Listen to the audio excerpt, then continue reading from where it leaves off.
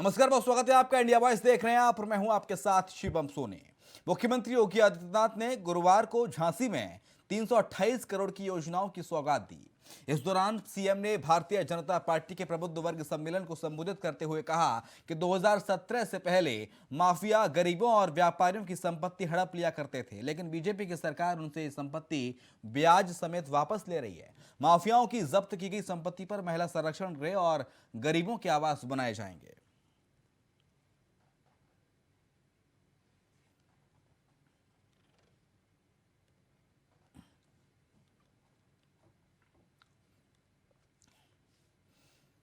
उधर छत्तीसगढ़ के मुख्यमंत्री भूपेश बघेल ने पूर्व मुख्यमंत्री डॉक्टर रमन सिंह और भाजपा पर बड़ा हमला बोला है। सीएम ने कहा कि भारतीय जनता पार्टी की सरकार जब थी तब उनके नेता आदिवासियों के साथ दूसरे दर्जे की तरह व्यवहार करते थे। पेसा कानून और फॉरेस्ट राइट एक्ट मिलना था, नहीं मिला। आदिवासी इनके राज में पलायन के लिए बाध्य हुए।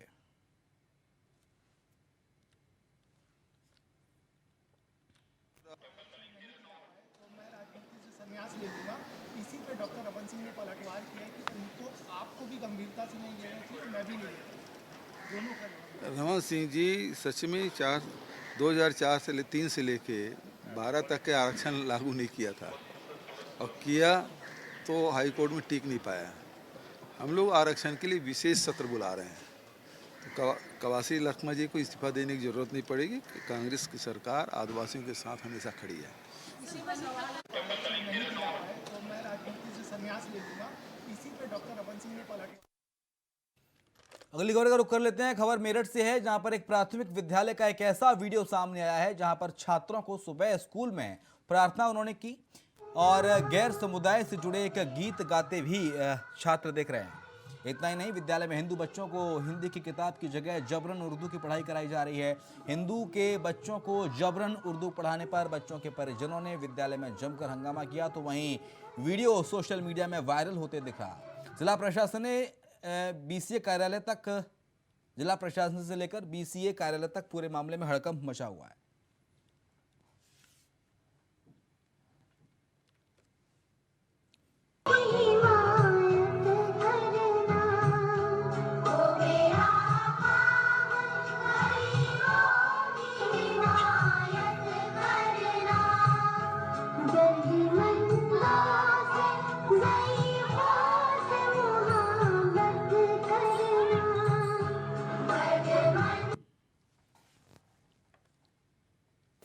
ये देखिए, अभी मेरे संज्ञान में आया जिसमें कुछ वीडियो वायरल का है, जिसमें ये बताया गया है कि उर्दू की प्रार्थना या उर्दू की बुक्स पढ़ाई जा रही है। तो मैंने वो बीएसए को भेजा है और उसमें जांच करवाएंगे और नियमितः जो भी चीज़ अनुमन्य नहीं है, अगर कोई उस चीज़ को करता है तो फिर उसमें उसी हिसाब से कार्रवाई भी की जाएगी। ये देखिए, अभी मेरे संज्ञान में आया जिसमें कुछ कानपुर बार एसोसिएशन के पूर्व मंत्री अरिदमन सिंह का प्लॉट पर कब्जे का वीडियो वायरल हो रहा है। बताया जा रहा है कि अपने साथियों के साथ विवादित प्लॉट पर कब्जा करने गए थे अरिदमन सिंह। वहीं बताया जा रहा है कि अरिदमन सिंह ने अपने साथियों के साथ मिलकर पीड़ित से मारपीट भी की है। अधिकारियों ने वायरल वीडियो पर संज्ञान लिया है।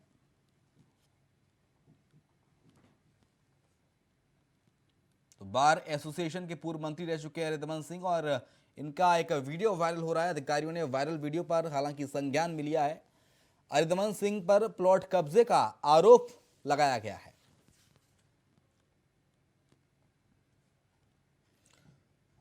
उधर कन्नौज पहुंचे पूर्व मुख्यमंत्री अखिलेश यादव ने भाजपा पर हमला बोला। कन्नौज के विकास कार्यों को रोकने का भाजपा सरकार पर आरोप लगाया गया है। साथ ही पूर्व सीएम ने कन्नौज से चुनाव लड़ने के संकेत भी दिए। पूर्व सीएम अखिलेश यादव सपा कार्यकर्ता सुनील गुप्ता के बेटे के तिलकोत्सव में आए थे।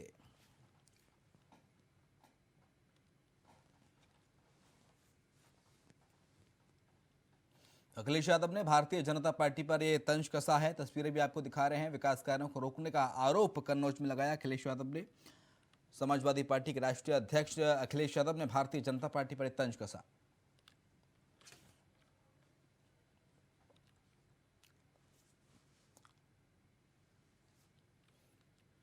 इधर मुजफ्फरपुर में बेखौफ अपराधियों ने पुलिस को खुली चुनौती देते हुए दिन दहाड़े सीएसपी स्टाफ की गोली मारकर हत्या कर दी। घटना सकरा थाना क्षेत्र के रामनगर की बताई जा रही है। 22 साल का विकास रामनगर में सेंट्रल बैंक के सीएसपी में काम करता है। आज वो सीएसपी में साफ सफाई कर रहा था। इसी दौरान बाइक सवार दो बदमाश पहुंचे और एक ने उस पर पिस्टल तान दी और एक अपराधी ने पिस्टल निकालकर उस पर फायर कर दिया। गोली उसके सीने में के पास लगी और वो गिर गया। अपराधियों ने काउंटर में 1,80,000 रुपए लूट लिए और भाग निकले।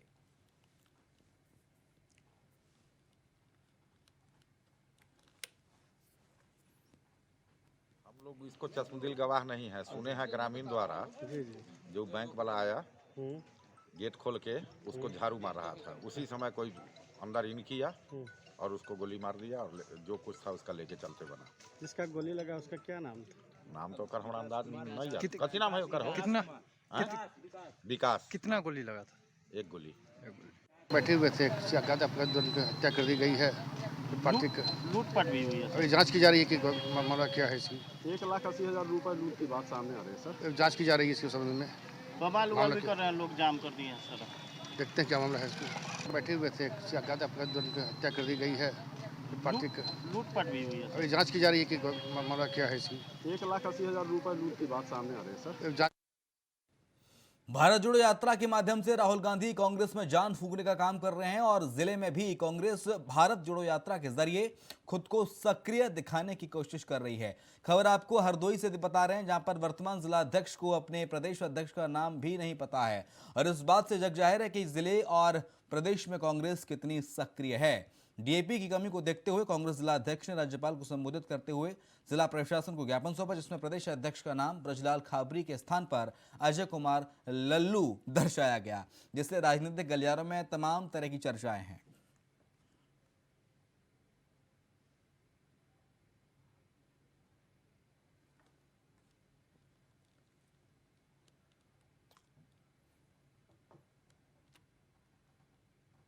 और बात कर लेंगे मुरादाबाद की, जहां पर थाना कटघर में एक युवती के परिजनों ने दूसरे धर्म के युवक पर बेला फुसलाकर पैसा वसूलने और धर्म परिवर्तन करने के लिए बाध्य करने का आरोप लगाते हुए मुकदमा दर्ज कराया है। परिजनों के आरोपी युवक को पकड़कर पुलिस को सौंप दिया गया है, जिसे अब जेल भेज दिया जाएगा।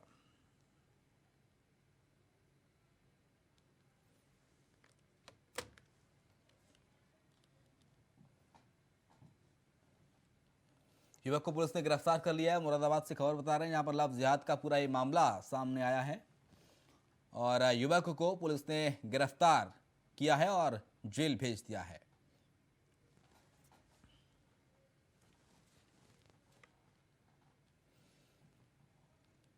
उधर मैनपुरी में लोकसभा के उपचुनाव को लेकर जिला प्रशासन की तैयारियां जोरों के साथ चल रही हैं। आने वाली 5 दिसंबर को नामांकन प्रक्रिया शांतिपूर्ण ढंग से संपन्न कराए जाने को लेकर शहर में फ्लैग मार्च निकाला गया है। शहर में निकाली गई फ्लैग मार्च के दौरान पैरामिलिट्री फोर्स के साथ पुलिस कर्मियों ने कदम ताल मिलाए।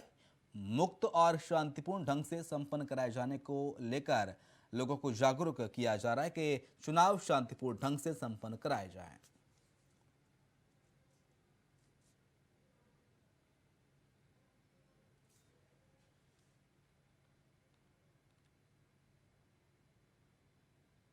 एक छोटा सा ब्रेक ले रहे हैं, फौरन हाजिर होंगे।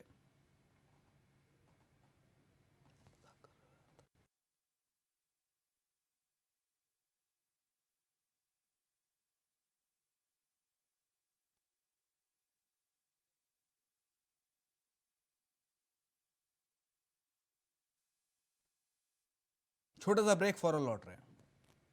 तो ब्रेक के बाद आपका स्वागत है। मैनपुरी लोकसभा उपचुनाव को लेकर जिला प्रशासन की तैयारियां जोरों के साथ चल रही हैं। शांतिपूर्ण ढंग से नामांकन प्रक्रिया संपन्न कराने के लिए शहर में फ्लैग मार्च निकाला गया है। शहर में निकाली गई फ्लैग मार्च के दौरान पैरामिलिट्री फोर्स के साथ पुलिसकर्मियों ने कदम ताल मिलाते हुए मुक्त और शांतिपूर्ण ढंग से संपन्न कराए जाने के चुनाव को लेकर लोगों को जागरूक किया।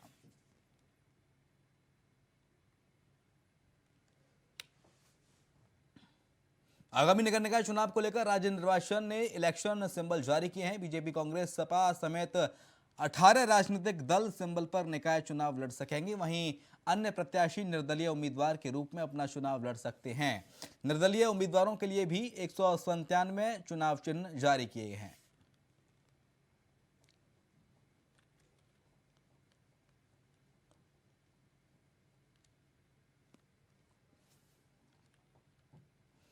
सहारनपुर में दिल्ली से आई आयकर विभाग की टीम बड़े पैमानों पर छापेमारी कर रही है। कई नामचीन व्यापारियों, उद्यमियों और सीए के यहां ये छापेमारी जारी है। आयकर विभाग बड़े पैमाने पर टैक्स चोरी की सूचना के आधार पर छापेमारी कर रही है।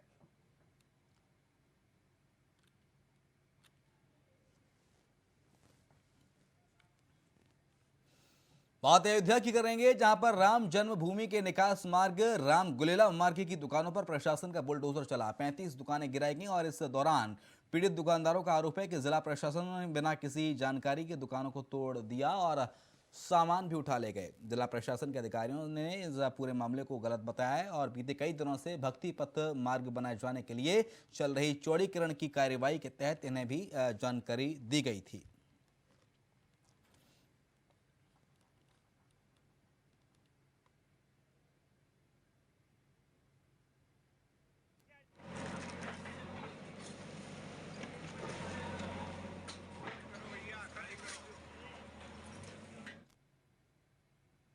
मुख्य निर्वाचन अधिकारी को राजेंद्र चौधरी होने वाले उपचुनाव को लेकर ज्ञापन दिया गया है। राजेंद्र चौधरी ने कहा कि हमने गुरुवार को मुख्य चुनाव अधिकारी से मुलाकात की है और बताया है कि मैनपुरी लोकसभा सीट पर होने वाले उपचुनाव में मैनपुरी क्षेत्र के करहल और बरनाहल थानाध्यक्ष ने हमारे वोटर को धमकाने का काम किया है। साथ ही उन्हें झूठे मुकदमे में फंसाने की धमकी दी जा रही है। इसके साथ ही पुलिस विभाग के चुनाव प्रभारी समेत इंस्पेक्टर, सब इंस्पेक्टर और 100 से अधिक पुलिस कांस्टेबल और हेड पुलिस कांस्टेबल ने समाजवादी पार्टी कार्यकर्ताओं, समर्थकों पर अनुचित दबाव बनाकर सत्तारूढ़ बीजेपी के पक्ष में चुनाव प्रचार और मतदान करने के लिए उनको प्रताड़ित किया जा रहा है। ऐसे में पुलिसकर्मियों को तत्काल प्रभाव से मैनपुरी लोकसभा में होने वाले उपचुनाव से हटाया जाए।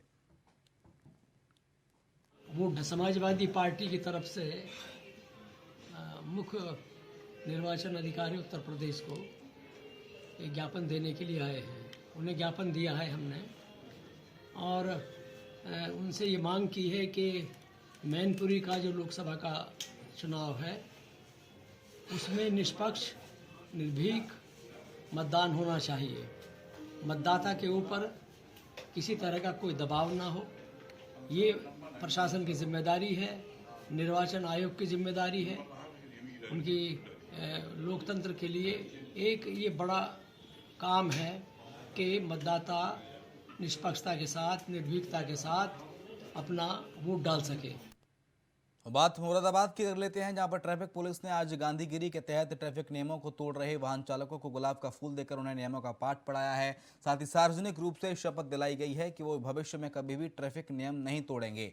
दरअसल प्रदेश भर में लगातार बढ़ रही सड़क दुर्घटनाओं के मद्देनजर सरकार के निर्देश पर सड़क सुरक्षा सप्ताह मनाया जा रहा है, जिसके तहत ट्रैफिक पुलिस शहर के सड़क और चलने के नियमों का उल्लंघन करने वालों को अपने अपने तरीके से समझाने में लगी है।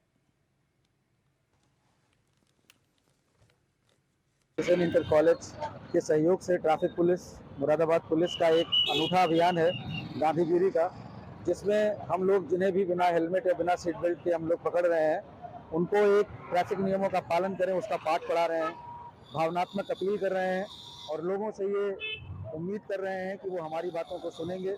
आज उनका हम चालान नहीं कर रहे हैं, एक गांधीगिरी करके उनको पुष्प देके, उन्हें फूल देके और उनको एक ट्रैफिक नियमों के पालन का पाठ पढ़ा करके जागरूक करने का प्रयास कर रहे हैं। बात करेंगे हमीरपुर की, जहां पर उत्तर प्रदेश पंचायती राज ग्रामीण सफाई कर्मचारी संघ कलेक्ट्रेट पर धरना प्रदर्शन कर रहे हैं। 8 सूत्री मांगों को लेकर सैकड़ों सफाई कर्मचारी धरना प्रदर्शन कर रहे हैं। उत्तर प्रदेश पंचायती राज ग्रामीण सफाई कर्मचारी संघ मांगे पूरी नहीं होने तक धरना प्रदर्शन करते रहेंगे।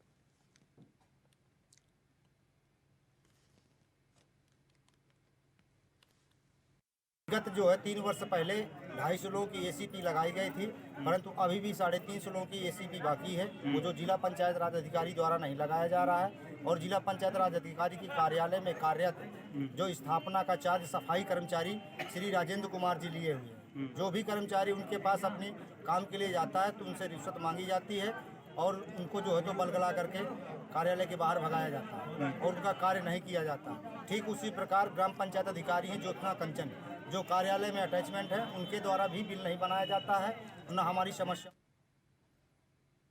उधर देवरिया जनपद के बरियारपुर थाना क्षेत्र के डीहा खुर्द में वन माफियाओं के हौसले इस कदर बुलंद हो चुके हैं कि वन विभाग के नाक के नीचे ही महुआ शीशम के पेड़ों की बिना परमिशन के धड़ल्ले से दिन के उजाले में ही कटाई की जा रही है। ये कहना गलत नहीं होगा कि वन विभाग के सहयोग से हर क्षेत्र में प्रतिबंधित इन पेड़ों की कटाई की जा रही है, जिससे कोई भी वन विभाग के जिम्मेदार अधिकारी के इस पर कार्रवाई से कतरा रहे हैं।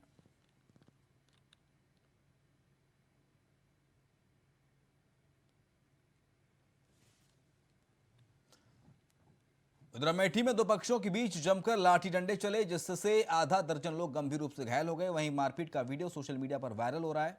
साथ ही ग्रामीणों का आरोप है कि ये दबंगई पुलिस की मौजूदगी में हुई, जहां पुलिस दबंगों के आगे नतमस्तक बनी नजर आई। ये पूरा मामला जायज थाना क्षेत्र के आलमपुर गांव का है।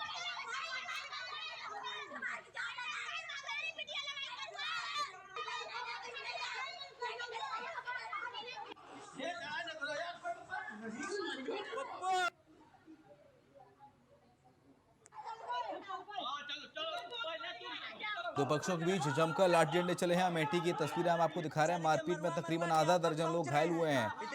मारपीट का ये वीडियो भी सोशल मीडिया पर वायरल हो रहा है। दबंगों की दबंगई के आगे नतमस्तक नजर आया पुलिस प्रशासन। ग्रामीणों का आरोप है कि पुलिस की मौजूदगी में दरअसल इस पूरी वारदात को, इस मारपीट को अंजाम दिया गया। और बात करेंगे मुरादाबाद की, जहां पर दुकानदार और उसके दो बेटों के खिलाफ मुकदमा दर्ज किया गया है। दरअसल दुकानदार ने चूने की जगह सफेद सीमेंट दे दिया था। सफेद सीमेंट के संक्रमण से 2000 चूजों की मौत हो गई है। चूजों के ग्रोथ नहीं करने पर पोल्ट्री फार्म में डॉक्टरों ने चूना छिड़कने की सलाह दी थी। डिलारी थाना क्षेत्र के नगला ताहर गांव का यह पूरा मामला है, जहां पर तकरीबन 2000 चूजों ने दम तोड़ दिया, क्योंकि चूने की जगह सफेद सीमेंट दुकानदार ने दे दिया था।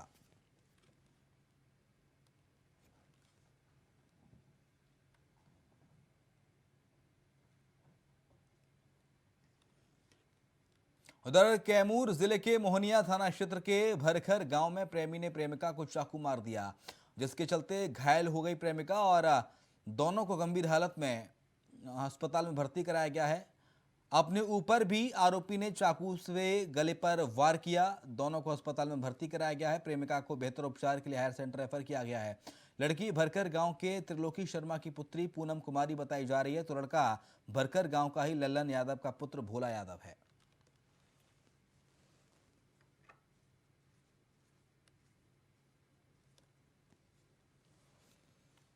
बिहार की राजनीति में कुर्नी उपचुनाव कई मायने में अहम है। खासकर कुर्नी चुनाव परिणाम भाजपा प्रदेश अध्यक्ष डॉक्टर संजय जायसवाल का राजनीतिक भविष्य तय करेगा।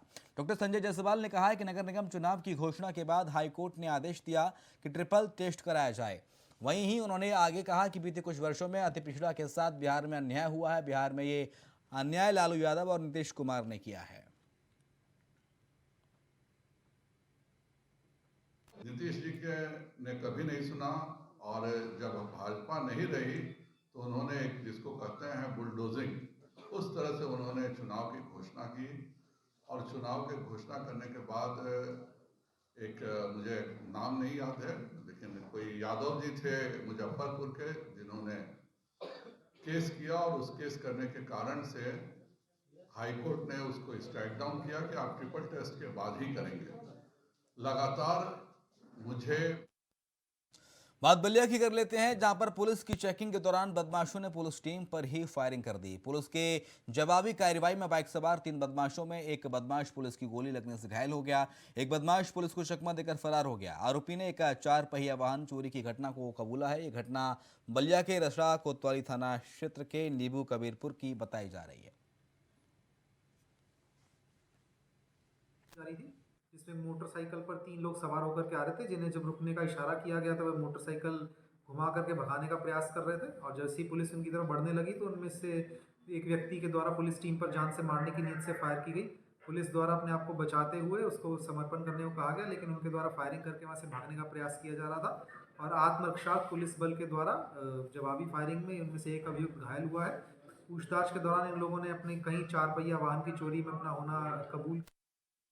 छत्तीसगढ़ के जांजगीर चांपा जिले के जिला मुख्यालय जांजगीर में भ्रूण मिलने से सनसनी फैल गई। मिली जानकारी के अनुसार जिला मुख्यालय जांजगीर में तिवारी बालोद्यान में पीछे वार्ड क्रमांक 17 में ये घटना बताई जा रही है, जहां पर खुले में गली अवस्था में भ्रूण पड़ा हुआ दिखाई दिया। अवैध संबंध से गर्भपात होने की बात सामने आ रही है।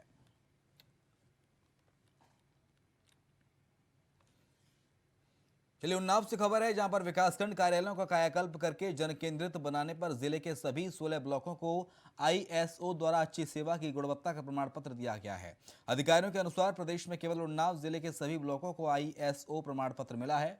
ब्लॉक कार्यालयों में बेहतर व्यवस्था और उन्हें शासन की मंशा के अनुरूप जन केंद्रित बनाने के लिए मुख्य विकास अधिकारी दिवांशु पटेल ने पहल शुरू की थी।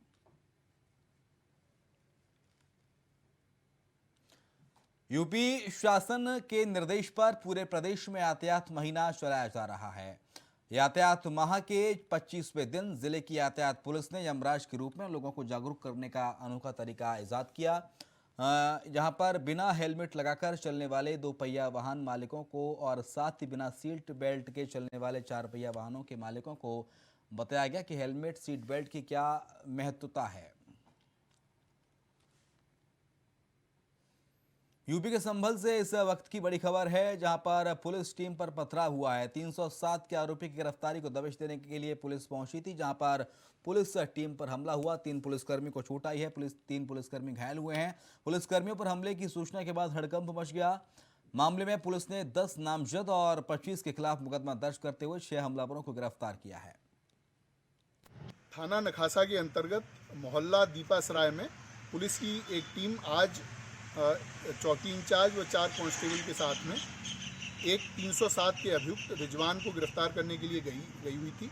रिजवान के परिवारीजनों के द्वारा उसको वहां से भगाने का प्रयास किया गया और इस क्रम में पुलिस टीम के साथ में मुजाहमत की गई, जिसमें 3 पुलिसकर्मी घायल हुए। इनको अस्पताल इलाज के लिए भेजा गया है। इनके सामान्य चोटें हैं। इनके द्वारा, इसके परिवारीजनों द्वारा पुलिस बल पर अपने छत से पथराव भी किया गया। इसके पश्चात पुलिस के द्वारा इनके विरुद्ध धारा 307, 7 CLA एक्ट, 332, 353 व अन्य IPC की धाराओं के अंतर्गत मुकदमा पंजीकृत किया गया है, जिसमें 10 लोग नामजद हैं, 15 लोग अज्ञात हैं। इनमें से 6 लोगों को अभी गिरफ्तार कर लिया गया है। अन्य लोगों की गिरफ्तारी की कार्रवाई की जा रही है। बाकी सभी लोग अभी भागे हुए हैं। इनके विरुद्ध गैंगस्टर व गुंडा के अंतर्गत वैधानिक कार्रवाई आगे सुनिश्चित की जाएगी। और इसी के साथ बुलेटिन में इतना ही। खबरें लगातार जारी हैं, आप देखते रहिए इंडिया वॉइस।